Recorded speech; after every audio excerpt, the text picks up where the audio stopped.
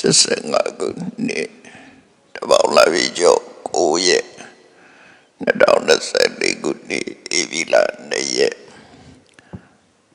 မန္တလေးတိုင်းဒေသကြီးပြုံးနေခရိုင်ပြုံးနေမြို့နယ်အောင်ချမ်းသာရွာဓမ္မသာယသာသနာစင်တာကျောင်း၌ဓမ္မဝိဆရာတပါးရောကျောင်းတော်ကြီးတွင်ဆင်ကျင်ပြုလုပ်အပ်သည်ပြုံးနေမြို့ဆရာဦးကျော်ကျော်လှိုင်စမကရိုဤဝိနည်းမတရားကုသိုလ်ဖြင့်ဆင်ကျင်ပြုလုပ်အပ်သည်လူတော်မင်္ဂလာဝိနည်းလူတော်မင်္ဂလာခန္ဓာနှင့်မန္တလေးမြို့ဦးတောင်တော်ပြပြတမ်းမိသားစုတို့ဤဓမ္မသာယသာသနာစင်တာကျောင်း၌ရသည်ပတ်တဏိဒဆောစကလူတည်းကြီးဆိုင်ရစချလူတော်မင်္ဂလာခန္ဓာအနုမောရဏနဲ့ဩဝါဒတရား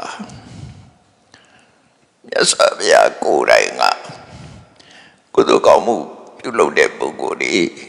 ဝန္တာကြည်နူမှုဖြစ်စေဖို့အနုမောရဏတရားဟောလေးရှိတာဖြစ်တယ်အနုမောရဏဆိုတာဝါပြောက်ဖွဲ့စကားကိုပြောတာအနုဆိုတာလျော်စွာမောရဏဝါပြောက်စေတယ်ကိုလုံတဲ့အလုပ်အားလျော်စွာဝါပြောက်မှုကိုဖြစ်စေတယ်ညမပြည်သုံးတဲ့သုံးလို့စေဝါပြောက်စကားပြောကြခြင်းမို့နော်အနုမောရဏဆိုတာဝါပြောက်စကားပြောကြတယ်အဲ့ဒီဝါပြောက်စကားပြောကြတဲ့အခါမှာပါဠိရှိတယ်လေဆိုရင်ကုသိုလ်ကောင်းမှုရဲ့ရရှိနိုင်တဲ့အကျိုးဆက်တွေကောင်းကျိုးချမ်းသာရနိုင်တာတွေကိုထည့်သွင်းပြီးတော့ပြောနေရှိတယ်အဲ့ဒါကိုလူဘောရဏဥပမာကြောင်းရေးဆက်ချတယ်ကြောင်းအလူဘောရဏဆိုတဲ့ပဲကြောင်းဆောင်လူတဲ့ပုဂ္ဂိုလ်တွေကဘယ်လိုကောင်းကျိုးချမ်းသာတွေရနိုင်တယ်ဘယ်လိုစိတ်ထားရမယ်ဆိုတာတွေကအစလိုက်တာကျင့်သွားမယ်အချက်ဒီပြည့်စုံစုံပါလေးရှိတယ်ပေါ့အဲ့ဒါကိုအနုမောရဏစကားဆိုတာသူရဲ့စနစ်တကျပြောမယ်ဆိုလို့ရှိရင်အဲ့ဒါဟာရိဆိုရမြတ်စွာဘုရားကအင်တာမစနစ်ကြတယ်တရားဟောတဲ့ကမှာအင်တာမစနစ်ရှိတယ်တမန်ဟောတာမဟုတ်ဘူးပေါ့နော်အခုဒီကနေ့ဘုန်းကြီးတို့ကတော့မြတ်စွာဘုရားဟောတဲ့တရားနေပြီးတော့သစ်တော်မဲ့တရားတစ်ပုဒ်ကိုယ်ကောင်းနဲ့မှပေါ်လာတဲ့တရားတစ်ပုဒ်ကိုအနုမောရဏအဖြစ်ဟောရတယ်အဲ့တော့ကိုယ်တရားမဟုတ်ပါဘူးမြတ်စွာဘုရားဟောတဲ့တရားကိုတဆင့်ဟောပေးတာဖြစ်တယ်အဲ့တော့မွေးနေ့ကုသိုလ်လုပ်တာပဲဖြစ်ဖြစ်ရတဲ့ပန်ယူထားတဲ့ရဲ့အခါသမယမှာဆွမ်းဆက်ကတာပဲဖြစ်ဖြစ်အပြစ်ကင်းတဲ့အလုပ်တွေကိုလုပ်ကြတဲ့အခါမှာကုသိုလ်လုပ်တဲ့လူကုသိုလ်လုပ်တဲ့လူပြောကြတယ်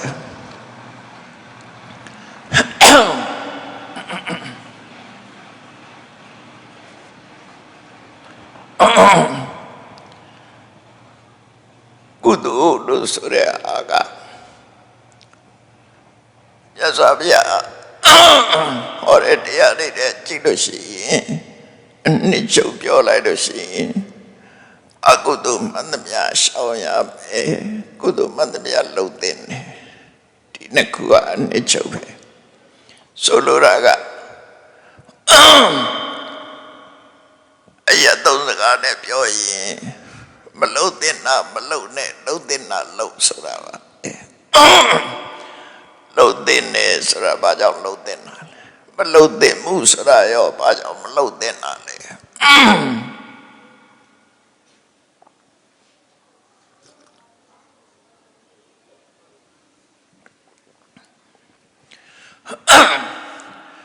လောကကြီးမှာဘာလို့တုံ့ပြန်မှုဆိုတဲ့ reaction ကရောက်တာ action ကိုလုပ်တဲ့လို့ခေါ်တာပေါ့နော်အဲ့ဒါဆိုရင်ပို့နားလဲအောင်လို့ပြောပြတာဘာသာရေးစကားနဲ့မဟုတ်ဘူးအရာသုံးစကားနဲ့ပြောရင် action ဆိုတာပြောရလုပ်တာတွေအားလုံးကို action လို့အဲ့ဒီပြုလို့ချင်းဆိုတဲ့ action မှာ reaction ဆိုတာလာတယ်မြဲတယ်အဲ့တော့ action နိုင်မှာ reaction ရှိတယ် reaction ရှိလို့ action တော့လူတွေကသိတယ် reaction ကြတော့သိမသိကြဘူးအဲ့ဒါကိုမြတ်စွာဘုရားကမင်းလုပ်နေတဲ့အလုပ်ဟာကောင်းကျိုးပေးတယ်ဆိုကျိုးပေးတယ်ဆိုတာကိုဖော်ထုတ်ပြီးတော့ဟောကြတာပဲဖြစ်တယ်နော်တချို့ကိစ္စတွေကလူတွေမသိဘူးကောင်းတဲ့ထင်လို့လုပ်လိုက်တဲ့အခါမှာ reaction ကြမကောင်းတာဖြစ်လာတယ်မကောင်းမှုထင်ပြီးတော့မလုပ်ဘဲနေတဲ့အရာကအကောင်းဖြစ်ခြင်းဖြစ်နေတယ်ပစ္စုပန်နဲ့ကြည့်ပြီးတော့ဆုံးဖြတ်လို့မရဘူးဥမာမဲ့ယောဂပြောက်တဲ့စေတိပဲနဲ့တချို့စေကနတ်နဲ့ခါလိုက်ခါတယ်တောက်ချင်စရာမကောင်းဘူးသို့တော့သူရဲ့ reaction အကျိုးဆက်ကြတော့ကောင်းနေပြန်တယ်တချို့စေကအနန္တရလည်းပွေးတယ်အရာသာလည်းချိုးတယ်သို့တော့အကျိုးဆက်ကြတော့သက်ရောက်မှုကဆိုးရတယ်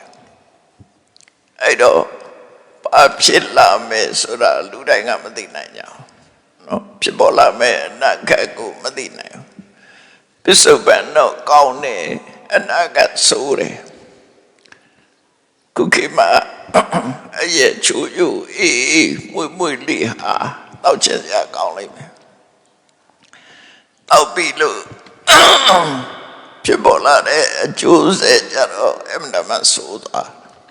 အဲ့ဒီမဲ့စိတ်ခတ်တာတဲ့ဆိုရင်သွားရောနော်စိတ်ခတ်တာတဲ့အရဲ့ချိုးတောက်ချင်စရာကောင်းတဲ့အနံ့လေးကပွေးတယ်အရသာလေးကချိုးတယ်အေးတယ်တောက်လိုက်လို့ရင်နဲ့ရောက်သွားတဲ့အချိန်မှာအတော့ကိုကောင်းမယ်သို့တော့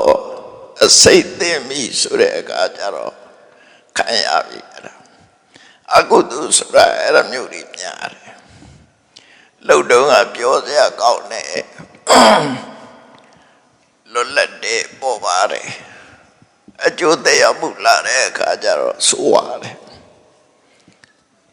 အဲ့ဒါမလုပ်တဲ့နဲ့လုပ်လို့သတ်မှတ်တယ်နော်ပစ္စုပန်ကောင်းမိမဲ့လို့အနာဂတ်မကောင်းတဲ့အလုပ်လို့ပြောလို့ရတယ်တချို့လို့ကြတော့ပစ္စုပန်လည်းမကောင်းမှုအနာဂတ်လည်းမကောင်းမှုဆိုတာလည်းရှိတယ်နော်ပစ္စုပန်လည်းမကောင်းမှုအနာဂတ်လည်းမကောင်းဘူးဘယ်အရောဆိုလို့ရှိရင်တကလမ်းဘေးမှာတွေ့ရတယ်ကြည်ရဲဆင်းပြီးတော့လူတဝက်သာလောက်မြုပ်ပြီးတော့ငါများနေတဲ့လူတွေကြည်ရဲမှာအကြကြီးစိတ်နေတယ်နော်ပစ္စုပန်လည်းဆင်းရဲတယ်ရလာလည်းအကုသိုလ်ဖြစ်တယ်အကျိုးဆက်ကလည်းမကောင်းဒုက္ခကံပြီးတော့ငါများနေတဲ့ပုဂ္ဂိုလ်တွေသို့မဟုတ်ရည်တဲ့ဆင်းပြီးတော့ပိုက်နဲ့ငါဖမ်းနေတဲ့ပုဂ္ဂိုလ်တွေဘယ်လိုလုပ်ချင်တာလှုပ်တုံးကလည်းဆင်းရဲတယ်ရလာတဲ့အကျိုးဆက်ကြလည်းဆိုးရတယ်အဲ့ဒါကြတော့ပစ္စုပန်လည်းမကောင်းမှုအနာကလည်းမကောင်းမှုလို့ပြောလို့ရတယ်ဥပုသ်ဆောင်နဲ့ကုသိုလ်ကောင်းမှုလုပ်တယ်ဆိုဥပုသ်ဆောင်ရင်ပိုက်စားတယ်ပစ္စုပန်တော့ဒုက္ခလေးနည်းနည်းရှိတယ်ပိုက်စားမယ်ပွက်ကြည့်ချင်တာမကြည့်ရဘူးတချင်းဆိုခြင်းမဆိုရဘူးအောက်ဤသိခအဲ့ဒါလေးရှိတယ်ဒါပေမဲ့လို့ရလာတဲ့အကျိုးဆက်ကြတော့အမှန်တမ်းတမိုးကြည့်သွားတာအဲ့ဒါမျိုးပေါ့လောရတာမကောင်းမိမဲ့လို့အကျိုးဆက်ကောင်းတယ်လူရတန်ရတာကြတော့ ပျော်ပျော်ရွှင်ရွှင်နဲ့လူမှုတမှုလုပ်တဲ့ပုဂ္ဂိုလ်တွေကြတော့လုပ်တဲ့အချိန်တွေပျော်ရတယ်အကျိုးဆက်ရတဲ့အခါမှလည်းပျော်ရတယ်ဒီလိုဆိုတာပေါ့နော်ရသော်ပြားကကောင်းမှုမကောင်းမှုဆိုတာနဲ့ပတ်သက်ပြီးတော့သတ်မှတ်ဖော်ပြထားတာလေးကိုပြောရမယ်ဆိုရင်မကောင်းမှုဆိုတာမကောင်းမှုဆိုတာဘယ်လိုဟာခေါ်ရလဲ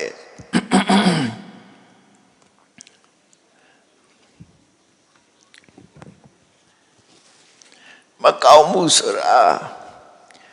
လုံနေတော့ငါလေလုံပြီးတဲ့အခါမှလည်းလုံနေတဲ့အချိန်မှလည်းမကောင်းဘူးလုံပြီးတဲ့အခါမှလည်းပဲအဲ့ဒီမကောင်းမှုအတွက်စိတ်ဒုက္ခရောက်ရတယ်အဲ့ဒါကိုမကောင်းမှုလို့သတ်မှတ်တယ်နော်ကောင်းမှုကြတော့လုံနေတော့ငါလည်းကောင်းတယ်အကျိုးပေါ်လာတဲ့အခါလည်းဝမ်းမြောက်ဝမ်းသာဖြစ်ရတယ်အဲ့ဒါကိုကောင်းမှုလို့ပတ်သက်တယ်ခုနအတိပ္ပယ်ဟာမြတ်စွာဘုရားဟောတဲ့အတိပ္ပယ်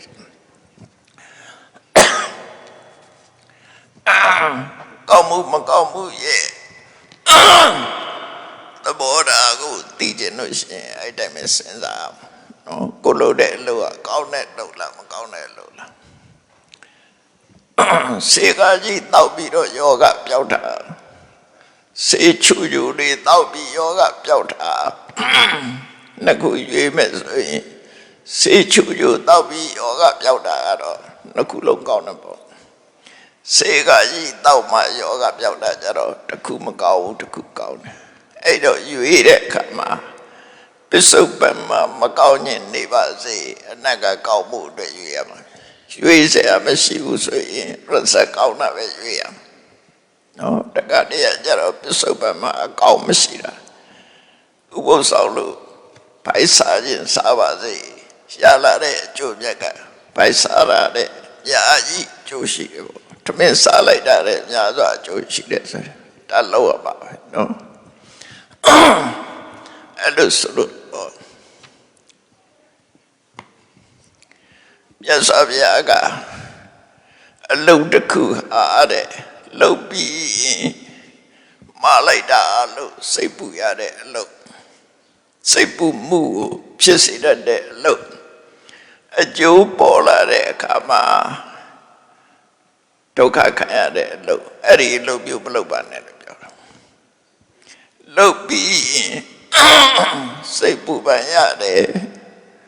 အကျိုးပေါ်လာတဲ့အခါမှာဒုက္ခရောက်တယ်အဲ့ဒီအလုံးမျိုးလုံးဝမလုပ်နဲ့တချို့အလုပ်ကလှုပ်ပြီးတဲ့လှုပ်နေတဲ့လှုပ်ပြီးတဲ့အခါမှာစိတ်ပူပန်ရမှုမရှိဘူးမလိုက်တာဆိုတော့မဖြစ်ဘူးဥပမာအခုအလှလှုပ်ကြတယ်အလှလှုပ်ပြီးတာမလိုက်တာမဖြစ်တော့နော်ဥပုသ်ဆောင်နဲ့ဥပုသ်ဆောင်ပြီးတာမလိုက်တာအဲ့ဒါမဖြစ်ရကိုလှုပ်တဲ့အလှပေါ်မှာနှောင့်တာဖြစ်ရတာမျိုးမဖြစ်ရဘူးပြီးတဲ့အခါကျတော့ဒါကရဆက်မပေါ်သေးဘူးယဉ်နိမြုံနဲ့အစင်မရှိသေးတာကုသိုလ်လုပ်တယ်ဆိုတာယဉ်နိမြုံနဲ့အစင်ပဲချက်ချင်းကြီးတော့မရသေးဘူးရဇက်ကအဲ့ဒီယဉ်နိမြုံနဲ့အစင်မှာစိတ်ပြည့်စရာမတွေ့ရဘူးအကျိုးပေါ်တဲ့အခါမှာဝန္တာပိတိဖြစ်ရတယ်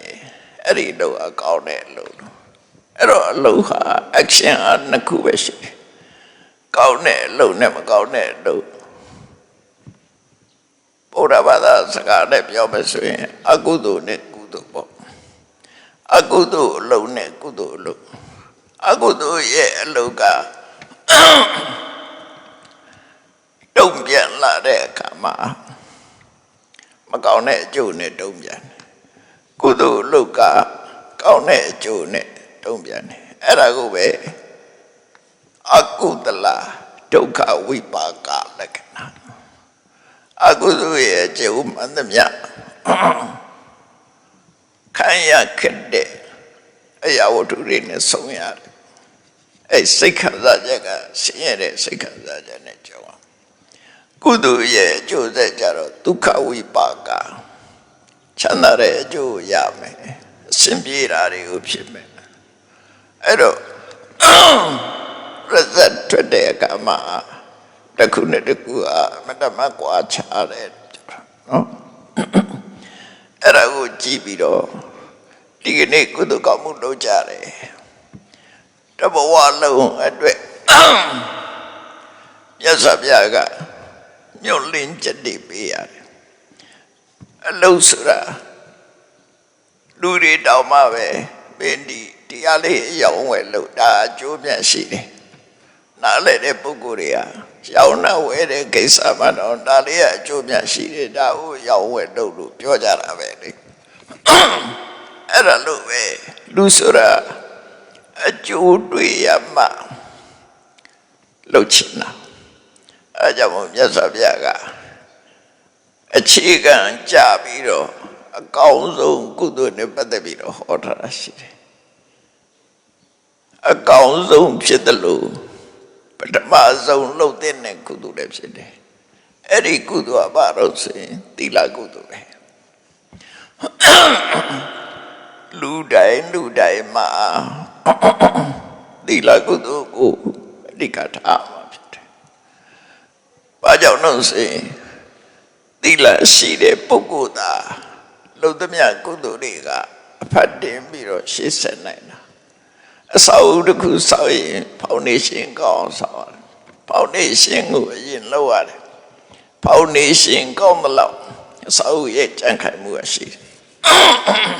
အဲ့ဒါလိုပဲသီလကုသိုလ်အလုံးရဲ့ဖောင်ဒေးရှင်းဖြစ်တယ်နော်ဘာကုသိုလ်တွေတုံးဆိုသမထကျင့်စဉ်ကျင့်မလားဝိပဿနာတရားအထုတ်မလားသီလမရှိမရခိုင်မာမမဟုတ်ဘူးအဲ့ဒါကြောင့်မလို့အလူမင်္ဂလာခန္ဓာတွေမှာရှေးဥစွာသီလခံယူတာအဲ့ဒီသဘောပဲနော်ငကိုရှိပြီးသားဖြစ်ပေမဲ့လို့ confirm လုပ်တဲ့ခေါ်တာပေါ့ပို့ပြီးတော့သိကြအောင် confirmation လုပ်ပေးလိုက်တာနော်ပို့ပြီးတော့သီလစင်ကြယ်တဲ့အခိုက်အတန့်တစ်ခုရသွားတယ်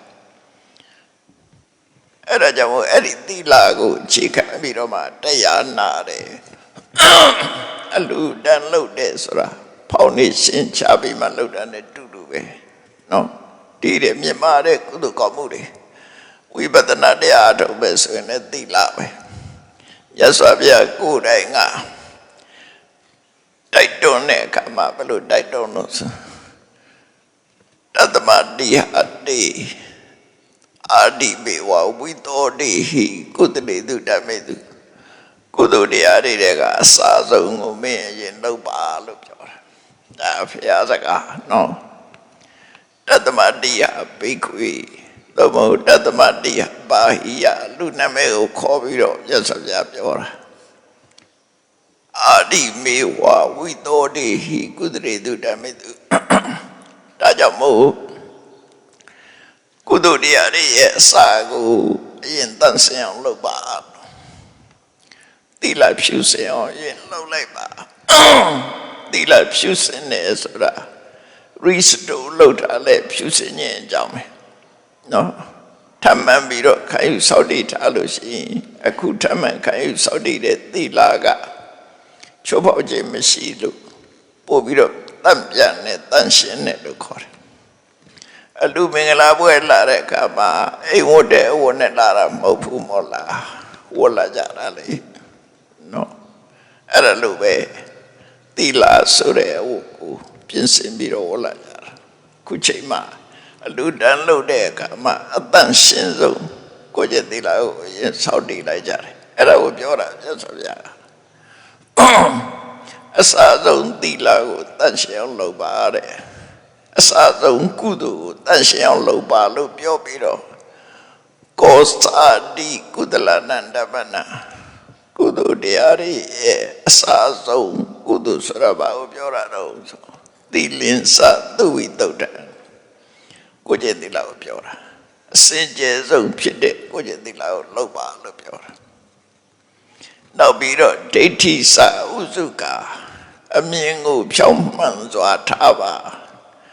ဖြောင်းမြုပ်မမှန်မြင်ရမယ်လောကလူတွေရဲ့အမြင်ဟာအမှန်တရားနဲ့ဆန့်ကျင်နေမဖြောင်းမှန်မှုလို့ပြောတာနော်အမှန်တရားတိုင်းမြင်ရမယ်အဲ့ဒီမှန်တရားတိုင်းမြင်နေဆိုတာကိုလှုပ်တာကိုရတယ်ကောင်းတာလို့ရင်ကောင်းတာရမယ်မကောင်းတာလို့ရင်မကောင်းတာရမယ်ကိုလှုပ်တဲ့အလုပ်ရဲ့အကျိုးကိုပဲခံစားမယ်လို့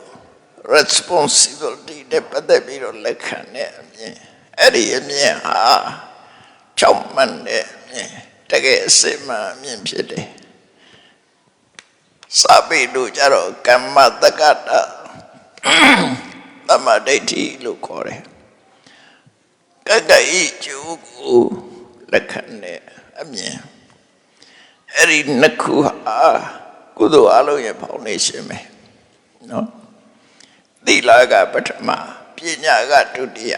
သို့တော့ပထမဒုတိယလို့ပြောရပေမဲ့လို့စိုက်ပိုင်းစိုက်နှစ်ခုစလုံးတွဲနေတာနော်စကုလုံးတွဲတာအဲ့ဒီတွဲနေတဲ့ကုသိုလ်ကိုရင်လောက်ပါလို့ဆိုတုတ်တန်တစ်ခုမှကြတော့မြတ်စွာဘုရားပဲလို့ဟောတော့သီလနဲ့ပတ်သက်လာတဲ့အခါမှာသီလရခိယမေတ္တာဝီအသိပညာရှိတဲ့ပုဂ္ဂိုလ်ဟာသီလဆောင်ရမယ်တဲ့နော်သီလရခိယမေတ္တာဝီကိုကျင့်တရားကိုထိမ့်သိမ်းရမယ်အသိပညာရှိတဲ့အမျှော်မြင့်ရှိတဲ့ပုဂ္ဂိုလ်အမျှော်မြင့်မရှိတဲ့ပုဂ္ဂိုလ်ကအခုတွေ့အခုဟာကောင်းတယ်လားနော်အမျှော်မြင့်ရှိတယ်ဆိုတော့ပုဂ္ဂိုလ်အဲ့လိုမဟုတ်ဒီတဲ့ကောင်းတာရှိတယ်အနာဂတ်အတွက်မျှော်မြင့်ရှိတယ်ကောင်းတာလို့မှကောင်းညွတ်ရတယ်ဆိုတဲ့အမျှော်မြင့်လေးရှိတယ်အဲ့ဒီအမျှော်မြင့်ရှိတဲ့ပုဂ္ဂိုလ်သည်သီလရခိယသီလကိုထိသိဆော့ရှော့ပါတဲ့သူရဲ့အမျှော်မှန်ချက်ကပါလဲလို့ဆိုရင်လူတွေမှာလူတိုင်းဟာမျှော်မှန်ချက်ရှိတယ်နိဗ္ဗာန်ရကျင်တာမျှော်မှန်ချက်တစ်ခုဒါကတော့ရခိုင်တော့အနည်းဆုံးလို့ပြောမှာဘုန်းကြီးတွေကချပေးလို့သာလိုက်ဆိုနေတာတို့ကျင်တာအဲ့ဒါမဟုတ်ဘူးလို့ထင်တယ်နော်တိတိကြီးနဲ့ချပေးနေရဣဒံမေပုံညာနိဗ္ဗာန်တပစ္စယောဟောတုဆိုတာလမ်းမှန်ရအောင်လို့သာတိတိကြီးနဲ့ချပေးနေဒါပေမဲ့တို့ကျင်တာအဲ့ဒါမဟုတ်တော့ဘူးအနည်းငယ်ကသာလို့ကျင်တဲ့ပုဂ္ဂိုလ်ရှိနေပဲနိဗ္ဗာန်ပေါက်လို့ဆိုရင်နိဗ္ဗာန်အကြောင်းသိမှမသိတာမသိမလို့ကျဘူးလေအဲ့တော့လူတွေလူကျင်တာပြောပြမယ်ဆိုရင်မြတ်စွာဘုရားကဒီသုတ်တံမှာသီလရခိယမေတ္တာဝီအမျှော်မြင့်ရှိတဲ့ပုဂ္ဂိုလ်ကသီလစောင့်ပါတဲ့သူရဲ့မျှော်လင့်ချက်ကပါတော့ပတ္ထယနောတယောဒုက္ခိဘဝမှာအစဉ်ပြေမဲ့ချမ်းသာသုံးမျိုးကိုအစဉ်ပြေမှုသုံးရက်ကိုရလို့တဲ့ပုဂ္ဂိုလ်တိုင်းသီလဆောင်ပါတဲ့ဒါပြောတာနော်ကိုပါမပါစဉ်းစားကြည့်မြတ်စွာဘုရားကမျှော်လင့်ချက်၃ရက်ဆိုတာပါတော့နော်ပြောတယ်ပတန်တာလူတွေကကိုချီးမွမ်းတယ်အဲ့တော့ချီးမွမ်းတာကြိုက်သလားကဲရတာကြိုက်သလားဆိုရင်လူတိုင်းချီးမွမ်းတာပဲကြိုက်မယ်ကဲရတာဆိုဘယ်သူမှမခံနိုင်ဘူးနော်ပတန်တာတယ်ကိုလုံးတဲ့လို့ရနဲ့ပတ်သက်ပြီးတော့ချီးမွမ်းခံရမယ်လို့ရသည်ကိုကျင်သိလားပဲအော်တော့လိုက်တာကိုကျင်တရားကောင်းလိုက်တာချီးမွမ်းတယ်လေပညာရှိသူတော်ကောင်းနေချီးမွမ်းတာအတိကချီးမွမ်းချက်ပဲလူဆိုလူသွမ်းနေချီးမွမ်းတာမချီးမွမ်းတာအတိကမဟုတ်သူတို့ကစင်နဲ့မပါဘူးချီးမွမ်းမယ်လူဆိုကလူစိတ်ကောင်းရှိတဲ့ပုဂ္ဂိုလ်တွေချီးမွမ်းမှုအတိကပတန်တာချီးမွမ်းခံရမှုဝိတ္တလာဘစီးပွားတိုးတက်ရရှိမှုစီးပွားဖြစ်ထွန်းတာချီးမွမ်းခံရတယ်ဂုဏ်သိက္ခာရှိတယ်စီးပွားဥစ္စာတိုးတက်တယ်ဒါကဒီဘဝမှာ လူဆိုတာချီးမွမ်းခံရပြီးစီးပွားဥစ္စာတိုးတက်တာကိုလိုချင်ကြတယ်ဒီလေးဦးတယ်မှာဒီနှစ်ခုကိုပေါ်ပြထားပြီးတော့မနေရလို့သိကြတဲ့အခါကျတော့ပစ္စသိကိပမောဒနာကောင်းရသူတွေရောက်ချင်တယ်ဒါလူဆန္ဒပဲလေဒီသုတ်တံမှာ၃မျိုးပဲပြောထားတာတခြားသုတ်တံကြတော့ဘလို့ပြောထားလို့ဆိုမြတ်စွာဘုရားလူဘဝရောက်လာလို့ရှိရင်တဲ့နံပါတ်1စီဝါဥစ္စာတိုးတက်ခြင်းတယ်နံပါတ်2ဂုဏ်သိရှိခြင်းတယ်နော်နံပါတ်3အသက်ရှိခြင်းတယ်ဒါလူရဲ့ဆန္ဒပဲဘယ်သူပဲဖြစ်ဖြစ်ဒီဆန္ဒတော့ရှိနေမှသိကြတယ်စိတ်ညစ်ရင်သာမရှိဖြစ်ရမယ်ပုံမှန်ဆိုရင်ဒီဆန္ဒ3ခုရှိနေအဲ့တော့ဒီဘဝမှာလိုချင်တာသက်ရှိတဲ့ကြမ်းမာတဲ့ဒါလိုချင်တယ်ဂုဏ်ရှိခြင်းနဲ့စီဝါဥစ္စာတိုးတက်ခြင်းနဲ့အဲ့ဒါလိုချင်တဲ့ဒီ3ခုသိတဲ့အခါကျတော့နောက်ဆုံးမျောလင်းချက်ကဘာတော့သိတဲ့အခါကောင်းရသူတွေဘုံရောက်ခြင်းတယ်လူတယောက်သိသွားပြီဆိုရင်ဆူတောင်းပေးကြတယ်မဟုတ်လားကောင်းရသူတွေဘုံရောက်ပါစေသူဆူတောင်းတဲ့အချိန်မှာနောက်ကျသွားပြီသူကရောက်ပြီးသွားပြီရောက်ပြီးသွားပြီနောက်မှဆူတောင်းလို့တော့ပြရအောင်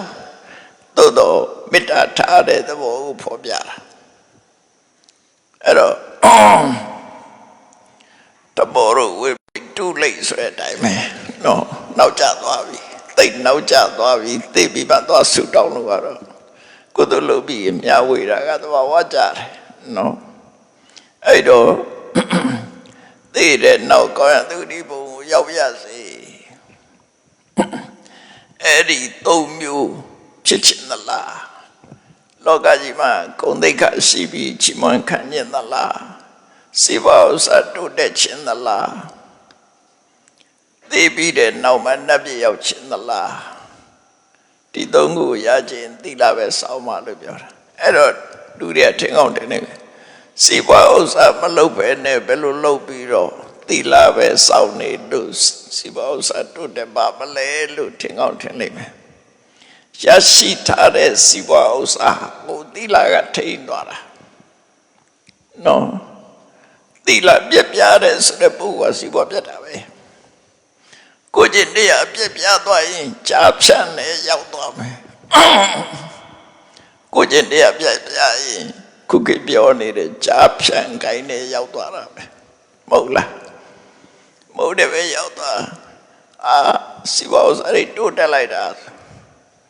တိုးတက်တော့လဲနေခြင်းရခြင်းပြတ်တော့လဲနေခြင်းရခြင်းပဲအဲ့တော့လောင်ငစားတဲ့ပုဂ္ဂိုလ်တွေလည်းဒီတိုင်းပဲနေတခြားလောင်ငစားမှုတွေလုပ်တဲ့ပုဂ္ဂိုလ်တွေလည်းကိုယ်နိုင်တဲ့အလိုက်ဒီမှာတိုးတက်သွားတယ်ရှုံးတယ်လဲကြတော့ပစိုးတောင်ပေါင်ရလိမ့်မယ်လူတောင်ပေါင်ရတယ်တချို့အဲ့ဒါကိုဘယ်သူကစီးပွားဥစ္စာထာဝရရှိနေအောင်ဘယ်သူကထိန်းနေတော့ဆိုသီလထိန်းနေတာနော်သီလကစီးပွားရှာပေးတာမဟုတ်ဘူးထိန်းသိမ်းပေးတာသို့တော့စီးပွားတွဲဖက်လုပ်တဲ့ပုဂ္ဂိုလ်တွေကဒီလူကကိုယ်ကျင့်တရားကောင်းတယ်ဆိုတာကိုယုံကြည်ပြီးသူနဲ့တွဲလုပ်မယ်အဲ့ဒါဘလောက်ထောက်ကူဖြစ်တယ်လဲစဉ်းစားကြည့်ကျွေးပေးမယ်ကုမ္ပဏီကြီးတွေကကျွေးပေးမယ်လူကိုယုံနဲ့လေထုတ်ချေမယ်ပန်းတွေကသူ့ကိုယုံကြည်တယ်သူသီလကိုယုံကြည်တယ်ယုံကြည်လို့စီးပွားရေးတွေဆက်သွဲ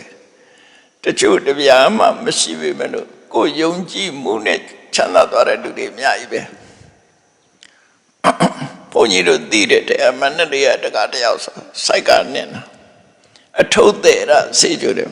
နောက်တတိဖြစ်သွားတယ်ဘာကြောင့်တတိဖြစ်တယ်သူ့ကို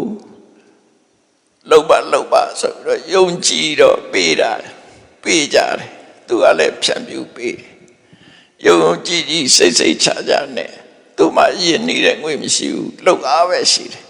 လှုပ်အားနဲ့လှုပ်ရင်ကနေတတိဖြစ်သွားတာတကယ်ရှိတာပြောတာနော်ဒါကိုသိတဲ့ထဲတယောက်မသိတဲ့လူတွေအများကြီးရှိတယ်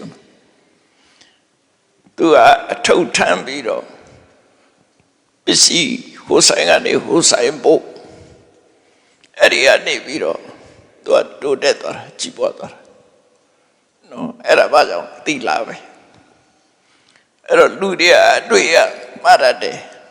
သီလရှိုံနဲ့ဘယ်လိုလုံးစီးပွားတက်မှာတော့လို့ဆိုသီလရှိသည့်အတွက်ကြောင့်ကို trust ယုံကြည်ကြတဲ့အလုံးကပိုက်ဆံရှိတဲ့လူဆိုတာယုံရမဲ့လူမတမနေတယ်လေကိုခိုင်းနေကြလူတော့မယုံရတဲ့လူလာရင်အလုပ်ပြုတ်တာပဲမဟုတ်လားနော်မဟုတ်တာလုပ်ရင်အလုပ်ကဖြုတ်ခံဟုတ်တာလုပ်လို့ယုံကြည်ပြီးဆိုသူရတို့ကြည်ကြည်ပေးထားတာဒါသီလကြောင့်ရတာနော်သီလကြောင့်ရတာအဲ့ဒါကြောင့်လို့မြတ်စွာဘုရားဟောတဲ့တရားမမှားဘူးနော်မတွေးတတ်ရင်တော့မှားတယ်လို့ရှိလိမ့်မယ်ချီးမွမ်းခံရမယ်စိဘာဥစ္စာတိုးတက်မယ်သိရင်နတ်ပြည်ရောက်မယ်နတ်ပြည်ရောက်တာမရောက်တာကိုမသိဘူးဘုန်းကြီးတို့လည်းမသိဘူးသို့တော့မြတ်စွာဘုရားကရှင်းနှစ်ချက်ဟောထားတာမှန်နေတယ်ကိုသိနိုင်တယ်အဲ့တော့နှစ်ခုတောင်မှသိကြနေပါတော့နောက်တစ်ခုကသိကြပြီလို့ပဲမှတ်ပြီးတော့မမြင်ရတာကြတော့မှန်စားတာအနုမနာဉာဏ်လို့ခေါ်တယ် inference နော် inference ရာကြည့်လေကဏိခေတောင်မှ inference အနုမနာဉာဏ်နဲ့ပြောကြတာပင်နဲ့မှဖြစ်ပေါ်နေတဲ့ရသည်ဥဒုတွေကိုကြည့်ပြီးတော့မုန်တိုင်းတိုက်လိမ့်မယ်မိုးရွာလိမ့်မယ်ပြောတာလေမှန်သလားမှန်တာပဲအခုလည်းပြောနေတာလေ heat wave အပူလိုင်းနေဖြတ်လိမ့်မယ်အမှန်တာပဲပူနေပြီခုတော်တော်ပူလာပြီနော်အဲ့တော့ကိုမမြင်ရတဲ့အမယုံဘူးလို့ပြောလို့မရဘူးနော်အဲ့ဒါကို inference အနုမနာဉာဏ်နဲ့လက်ခံရတယ်ပေါ့အဲ့တော့ကောင်းတာလုံးနေတော့ဒီဘဝတောင်ကောင်းတဲ့လူကနောက်ဘဝလည်းအကောင်းရမှာပဲဆိုတာအနုမနာပစ္စကဉာဏ်နဲ့အနုမနာဉာဏ်နှစ်ခုရှိတယ်ပစ္စကဉာဏ်ဆိုတာကိုယ်တွေ့သိတဲ့ဉာဏ်ခဏတော့ကကိုယ်တိုင်အကျဉ်းစားလိုက်တာကောင်းလို့ချီးမွမ်းခံရတာဒီလူကလူတော်လူကောင်းပဲဆိုအဲ့ဒါကိုယ်တိုင်ချီးမွမ်းခံရတယ်သိမယ်နော်ချီးမွမ်းခံရလို့လူတွေကယုံလို့သူ့ပစ္စည်းတွေပုံပေးတယ်ရောင်းပေးပါဖြန့်ပေးပါပစ္စည်းတွေပုံပေးသူဂတိသစ္စာကိုကြည်ယုံကြည်ပြီးတော့ပေးကြတယ်အဲ့ဒါနဲ့သူချမ်းသာဝိတ္တလာပါပစ္စည်းဥစ္စာတွေရရှိနေတာပဲအဲ့ဒီနှစ်ခုကလုံးဝမှန်နေရသော်ဗျာနောက်တစ်ခုပစ္စသိကိပမောဒနာနောက်ကြလို့ရှိရင်ကောင်းသူဒီဘုံရောက်မယ်ဒါတော့မှန်စားပြီးတော့ကြည်လို့ရအဲ့ဒီအကျိုးသုံးမျိုးရဖို့အတွက်မလုပ်ရမလဲတိလံရခေယကိုကျင့်တရားကောင်းနေပါဆိုဘလောက်ကောင်းတဲ့အဆုံးမှလည်းစဉ်းစားကြည့်လောကကြီးမှာကိုကျင့်တရားပြတ်နေတဲ့ပုဂ္ဂိုလ်တွေအများကြီးပဲနော်ကိုကျင့်တရားပြတ်နေတာဆိုတော့ကိုကျင့်တရားမပြတ်စေနဲ့လို့ကိုကျင့်တရားဆိုတာရှောင်ရမှာက၅ပါးသီလဆောင်းရမှာကလှုပ်တင်လှုပ်တိုက်တဲ့တောင်းဝတရားနှစ်ခုရှိတယ်၅ပါးသီလတစ်ခုတည်းမဟုတ်ဘူး၅ပါးသီလကိုဝါရိတ္တသီလလို့ခေါ်တယ်ဝါရိတ္တဆိုတာမလုံနဲ့လို့တာမြစ်တာစာရိတ္တသီလဆိုတာလုံရမယ်လို့တာမြစ်အဲ့တော့မလုံရမှာကသူတကုတ္တသူများဥစ္စာပတရားယူတာ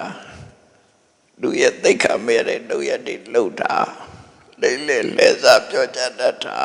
ဥယျာစေဝသုံးဆွဲတာဒါတွေကမလုပ်ရမယ့်ဟာတွေမလုပ်ရမယ့်ဟာတွေကိုရှောင်လိုက်တာဝါရိတ္တသိလားလုပ်ရမှာပါတော့ကိုရလာတဲ့ပစ္စည်းကိုအမိကျွေးမယ်နော်ကိုမိသားစုကိုကျွေးမယ်မိတ်ဆွေသင်္ကားတွေကိုကူညီမယ်ဒါနကောင်းမှုလုပ်မယ်ဒါလုပ်ရမယ်ဒါကစာရိတ္တလို့ခေါ်တယ်လူချင်းချင်းရိုက်မင်းကူညီအဲ့တော့မလုပ်ရမယ့်ဟာကိုရှောင်လုပ်ရမယ့်ဟာကိုလုပ်စာရိတ္တသီလဝါရိတ္တသီလနှစ်ခုရှိတယ်အဲ့ဒီသီလကိုဖြည့်ဆည်းမဲ့ဆိုရင်ရသော်ဗျာဒီအကျိုးသုံးမျိုးရနိုင်ပါတယ်လို့ဒီသုတ္တမှာဟောတာဖြစ်တယ်နော်အဲ့တော့ကိုလုပ်တဲ့ကုသိုလ်ကောင်းမှုတွေဟာပါအတွက်လဲဆိုတာတီးတယ်မြင့်မာတဲ့ရည်ရွယ်ချက်ကြတော့ဆိုပါစို့ nắp bị giàu đồ vô mà tì à đâu là tì à mày nó phía mà bị giàu đồ vô mà tì à là tì à mày ấy đi bảo vật đặc khu hà bao cha cha ni nào sống đến ni sura giàu là the last day noလူတိုင်းမှာနောက်ဆုံးနေ့ဆိုတာရှိတယ်အဲ့နောက်ဆုံးနေ့ရောက်လာတဲ့အခါကျရင်တော့ပိုင်ဆိုင်မှုတွေအလုံးနဲ့ဆွံ့လွှတ်ရလိမ့်မယ်နော်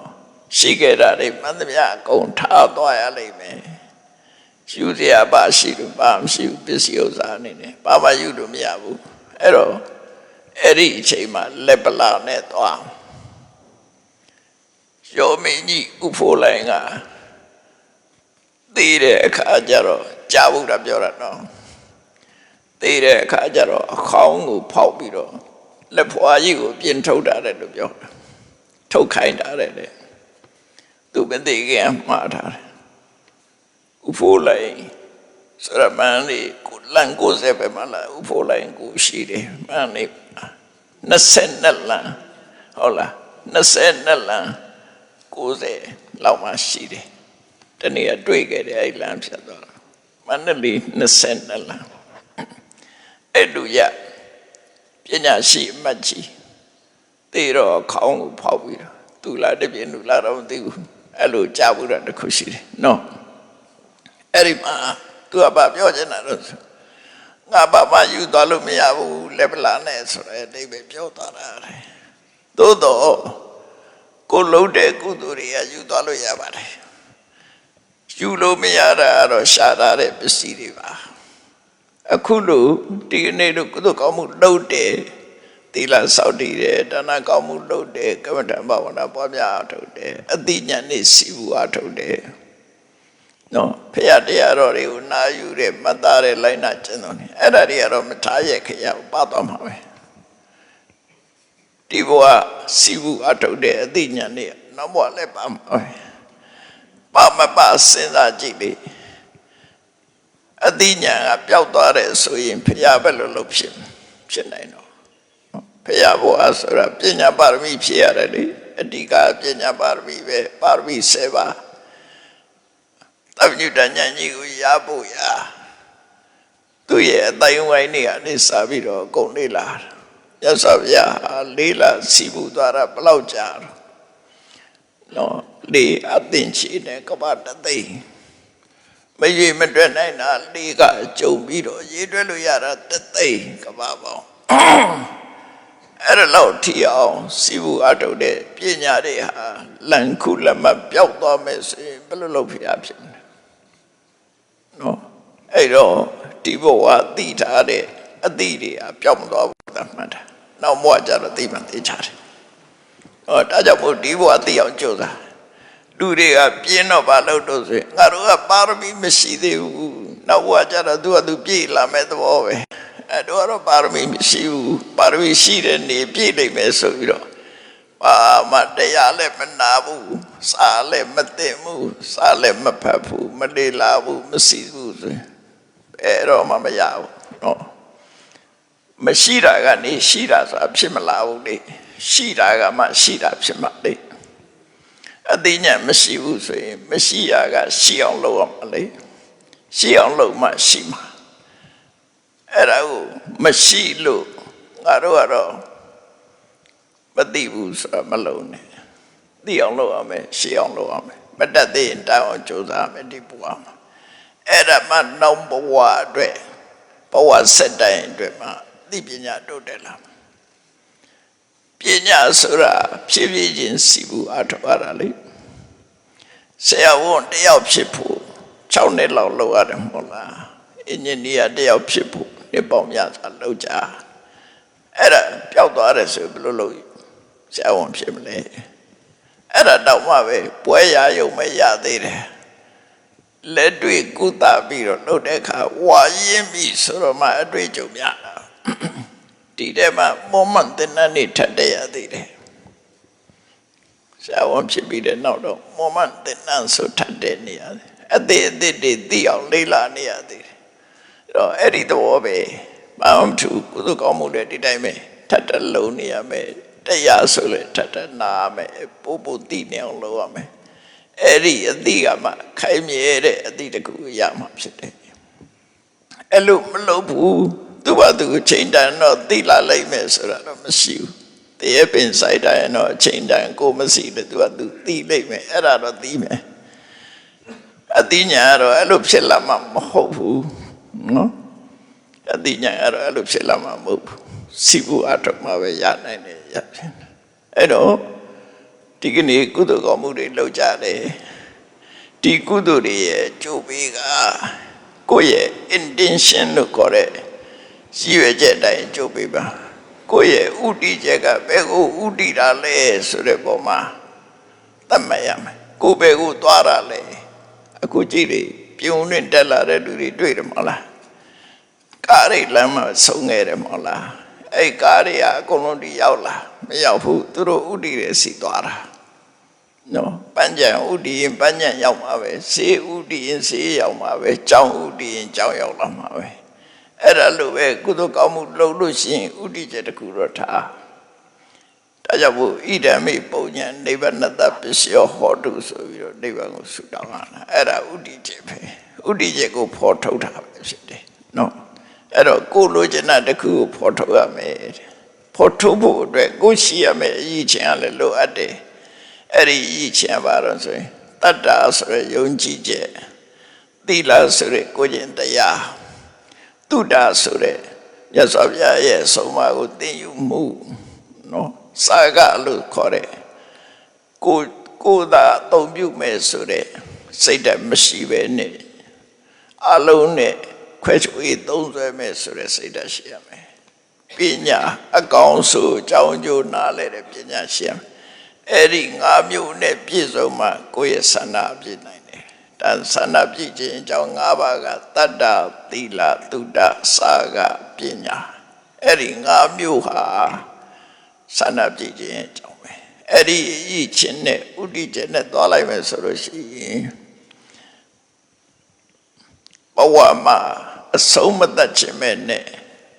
ကိုယ်ပိုင်တဲ့ပစ္စည်းတွေကိုနော်ပိုင်ဆိုင်ဝေမရပဲနဲ့လက်လွတ်ဆုံးရှုံးခံပြီးတော့ဘဝတစ်ခုထွက်သွားရတဲ့အနေအထားမျိုးမကြုံရအောင်နိဗ္ဗာန်ကိုဥတည်ပြီးတော့လုပ်တဲ့ကုသိုလ်ကြတော့ဘဝမှာမဖြစ်တော့ဖြစ်ရင်တော့စုရမှာနော်မဖြစ်တော့မှရက်မှာပဲ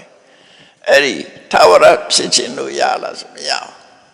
သဗ္ဗေသင်္ခါရအိဋ္ဌာဘယ်မှာပြည့်ရမရှိဘူးအလုံးအိဋ္ဌာတွေကြီးပဲဒါကြောင့်မြတ်စွာဘုရားကအိဋ္ဌာဆိုတာမှန်သမျှကိုဒုက္ခလို့ဟောလိုက်တာသစ္စာ၄ပါးမှလေ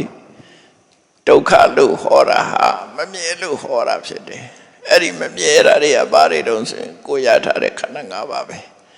အဲ့ဒီမမြဲတာကြီးကိုထပ်လို့ခြင်းနေဦးမယ်ဆိုရင်မမြဲတာနဲ့ပဲကြုံပါပဲနော်ဒီပုတ်တဲ့ကပဲတခါလာမဲပြပစိုးဆိုတာလို့ဒီထဲမှာပဲတဝဲလဲနေမှာနော်အဲ့ဒါမျိုးမဖြစ်ရအောင်ဘာလို့တော့ဒါကြီးကိုထပ်မရခြင်းတော့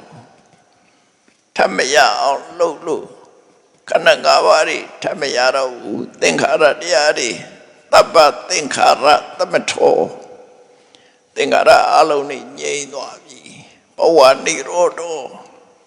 ခန္ဓာ၅ပါးရဲ့ဖြစ်ပေါ်မှုဆိုတဲ့ဘဝကြီးအလုံးဝအဆုံးသတ်သွားပြီဆိုတော့မှနိဗ္ဗာန်အဲ့ကြတော့သိစရာမရှိတော့နော်ဒါကြောင့်ကုသိုလ်ကောင်းမှုလုပ်တိုင်းနိဗ္ဗာန်ထီအောင်ဥတည်ပြီးလုပ်ရမှာဖြစ်တယ်ဆိုတာလေးကိုမှတ်သားပြီးတော့တို့လုပ်တဲ့ဟာအခုလိုအကျိုးတွေရနိုင်တယ်ဆိုတာမြတ်စွာဘုရားဟောတာကိုမှတ်သားပြီးတော့ကုသိုလ်တရားဖြစ်ပေါ်အောင်ကြိုးစားအားထုတ်နိုင်ကြပါစေ